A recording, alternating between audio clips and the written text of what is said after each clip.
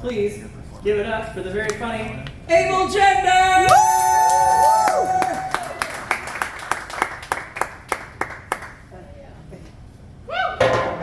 brought props. Is that Swiper? We'll get to him. Hey everybody, it's a special night for me. It's the 5-year anniversary of my top surgery. Woo! I don't really have a joke for that. I'm just really excited to be here. My whole family's in marketing. My granddad wrote some famous jingles, like the good jingle for Campbell's Soup. What? My mom was partially responsible for the bumblebee on the Honey Nut Cheerios box for General Mills. Whoa. My sister works in marketing for Netflix. She's actually an ally trying to put on more queer content. I do not get a free subscription though because she has principles. Naturally, they thought that I was going to go into marketing, and I was like, I don't have time to go to business school. But I thought I'd try my hand at an infomercial. Should we see if it runs in the family? Yes. Woo! Right. Ladies, we're told a lot of things about our bodies. Can't have muscles because that's too manly. But we can't be flat and flabby either. We have to be toned. See this unsightly tricep jiggle? Get rid of it! Introducing arm space. Slide it, glide it, and hide it. Use the jiggle but keep the tone without emasculating your man. But if you act now, you will receive our line of animal shapewear. Is your bunny a chunky boy? Is your dog a baked potato? Does your hamster have kinkles? Lose the booty but keep the cutie with animal shapewear. Only 70s payments of $29.95. Send check your money over to 123 Corporate Way. This is not a scam, California. Was that a little too much? A queer, trans, non-binary person highlighting the impossible beauty standards we hold women and animals to. Here's a joke I heard a straight man make at an open mic this week. Bring you back into the comedy world. Be the man your dog thinks you are. But I don't want to be the man with peanut butter on my balls. It's a thinker. It's a thinker. I got handed a kids menu recently. Oh, wow. Can you guess the age cutoff for kids menus? 12? 11, 12, yeah, around there. So I was out to dinner with my friends, and we were in this busy Italian restaurant, and the waiter comes around and puts normal menus in front of all of my friends, and then ceremoniously lowers the kids menu down in front of me, and gives me a pen, and leans in and says, "Here, see if you can figure this out." I was less upset about the kids menu than I was about receiving a ballpoint pen for a coloring book. Right! Instead of fork. Where are my fucking crayons? Your fork crayons. How am I supposed to bring this aquarium scene to life with a black ballpoint big pen? All the fish were depressed. This one's depressed, this one's depressed, and this one's been cut out of the family.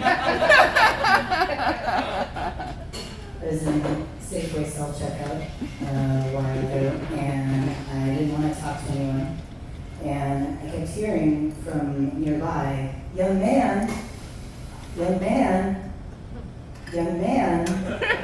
Finally, I got so annoyed that I turned to look, and it's this big, bearded, older white dude, and he says, "Are you here all alone?" Where's Mama and Papa? He thought I was a neglected child shopping for my family. And usually I play along when I get inane comments like this, because I'm being congratulated for something a basic adult could do. Like, oh, did school get out early today? Oh no, I was at work. You're working already? So I start to play along. I'm like, oh no, my parents work late. And then as soon as I heard myself say that, I realized how sad that sounded. So I'm like, abort. So then I lean in and I'm like, I'm 39. And he's like, oh no. And I'm like, I'm 39. He's like, ah. And then I just power walked out of there because there's a reason for self-checkout.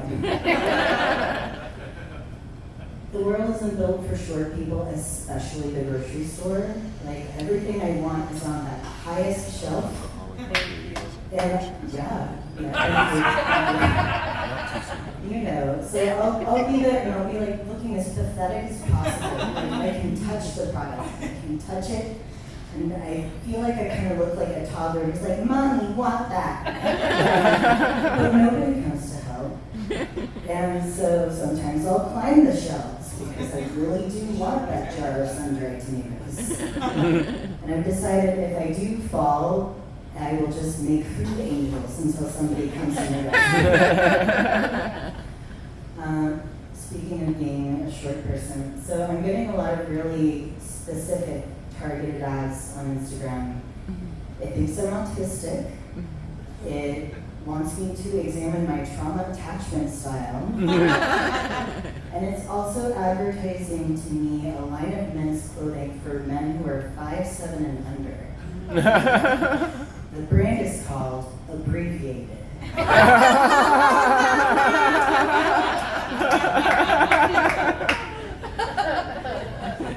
Comes up every day. I mean, I am like less of a man. I also don't have a dick, but come on. The shirts are like $80, you guys. It's custom clothing. It's not cheap. And like, I could just go to Target because I'm a little boy's extra large. I could just go to Target and get a shirt for $12. Granted, I would have to wade through all the superhero and dinosaur shirts to get the appropriate shirt. Same situation if you go to the men's t-shirt section in Target, by the way. All the superhero shirts and dinosaur shirts and an adult shirt. But I decided if I was an abbreviated superhero, I would have to have a useless talent or superpower, and mine would be saying the Spanish alphabet super fast. A, B, C, D, E, F, G, H, I, J, K, L, M, N, O, P, Q, R, S, T, U, V, W, X, Y, Z. And my superhero name would be Super Jota! Which, if you know Mexican slang, means super faggot.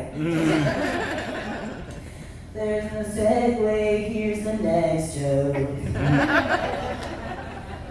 I have some friends who play a lot of video games, and they especially love games where they have a job. Like, they love these games where they work in a restaurant and they have to fill orders and they're dealing with demanding customers. And they like this game where they're architects and they have to build buildings for clients. And now they're really into this game where they're contractors and they power wash. Have you guys played this game? No. Oh, yeah. What the fuck? Like, you know, they just buying furniture for the office and power washing things that are dirty. And I don't know about you, but I don't want to clock in and clock out when I'm trying to like do something recreational. My biggest complaint is you can't power wash each other. I found that really annoying.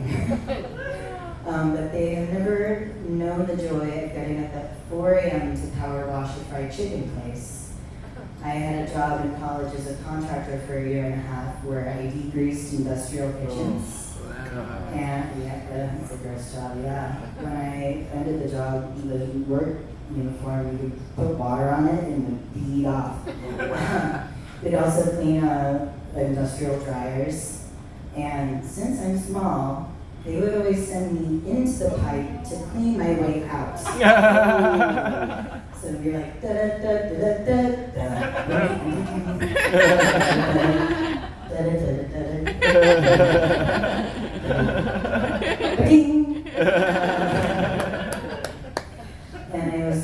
clean my way through this dryer dutting, and I came out looking like a fluffy cloud.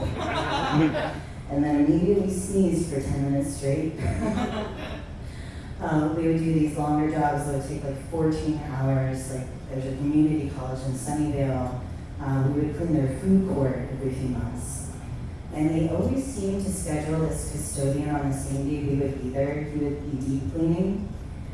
The chemicals we used were really strong. If it hit your skin, it would start to scab. So we would have to wear respirator masks. And this custodian really took a liking to me, so he'd come kind of corner me while I'm up cleaning the grease out of the hood. And he'd just be like, "My friend, you are so handsome. Why don't you have 4 girlfriends?" And I'm just like,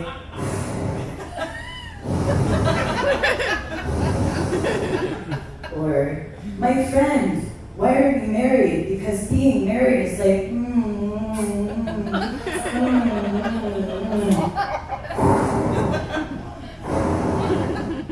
My friend, you are so handsome and very white."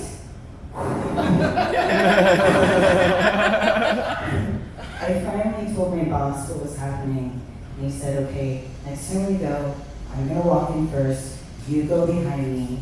So we open the door, the guy immediately sees me, and he's like, "My friend!" And my boss was like, "No, no, no." And the poor guy is peeking over my boss's shoulder like, "My friend?"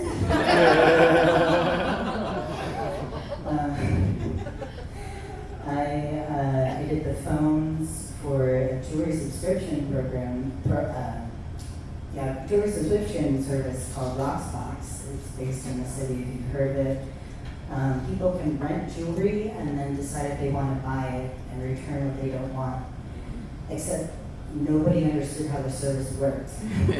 So all of the calls were people canceling. And for some reason, a lot of these folks were from the South, and this guy's wife had apparently signed up for the service drunk on 4th of July. So he calls in and he's like, "Hey, I'm calling because my wife is rockin' box, rocks a box, whatever. My wife called me and signed up. Her name is Ann Daniels. Ann Daniels." So I told him to hold, and I immediately sent the recording to everyone in the office. So by the end of the day, we were all going, "Ann Daniels."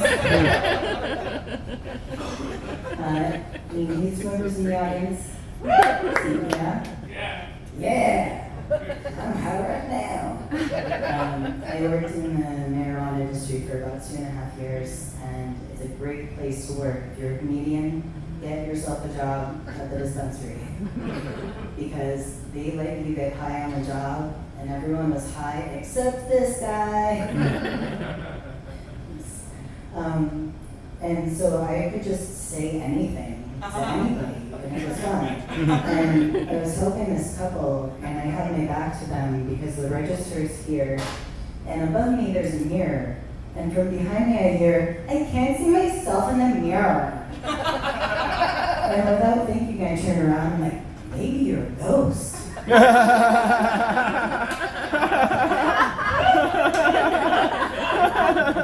her partner completely seriously was like, "Oh my God, I hope not." And I said, "Yeah, you'd probably prefer your partner to be in corporeal form." All right, thanks you guys, that's been my time.